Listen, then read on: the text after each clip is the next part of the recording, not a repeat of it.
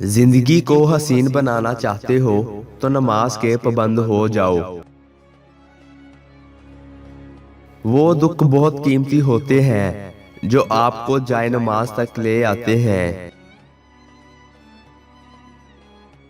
نماز شیطان کی شکست اور مومن کی جیت ہے۔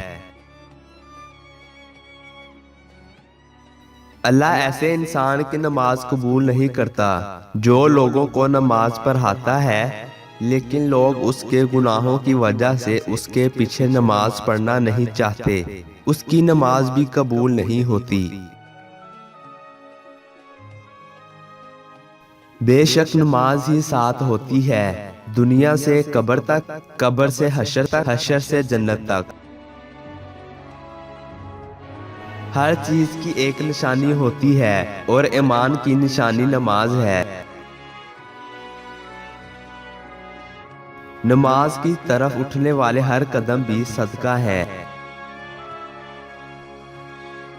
نماز کی فکر اپنے اوپر فرض کر لو، خدا کی قسم دنیا کی فکر سے آزاد ہو جاؤ گے اور کامیابی تمہارے قدم چومے گی۔